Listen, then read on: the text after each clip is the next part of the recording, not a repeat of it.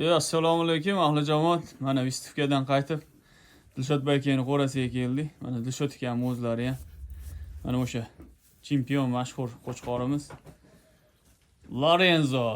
Quloqlari, kalla, ko'kraklari nima deyapti akalar. Mana Dilshod akam har doimgidek shu qo'chqorimizga mehr beryaptilar. Dilshod aka, sizlarni kuzatuvchilarga unnasi devoring. Qo'y boqinglar, qo'yda baraka bor. Yaxshisiga pul tikinglar, qo'rqmanglar, yaxshi bo'ladi. O'shanaqa motivatsiya bering-da, kuzatib boruvchilarga. Beramiz. Yaxshisiga yaxshi pul tikaveringlar, qo'rqmanglar.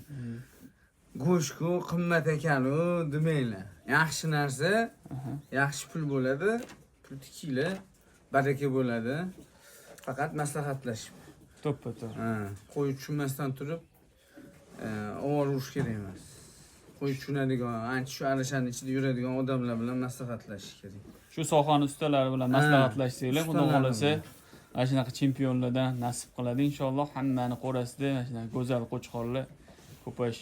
Endi Dilshod aka uni xudo xolasa Vistivkaga olib chiqamiz, inshaalloh. Inshaalloh harakat qilyapmiz, endi qani ko'ramiz, olib chiqamiz, xudo xolasa. Xudo xolasa chempion qilamiz O'zbekistonda uni ham yana. Xudo xolasa niyat bor endi. 6 tishlar bo'yicha bu ham Inshaalloh. chempion bo'ladi, maşallah. Yangi kilo deydi-yu. Yangi kilo. Yangi chanaqa ves. Kallaga yetib olib berasiz. Kallalar nima deyapti akalar? Kallani o'zi bir dunyoda. Ko'krak, kalla, uzunlik chempion deb maşallah. Hammaga nasib qilsin, akalar. Mana Dilshod akam qo'rasida Chirchiq Arashan.uz kanalidan sizlarga maxsus Assalomu alaykum va rahmatullohi va barakatuh.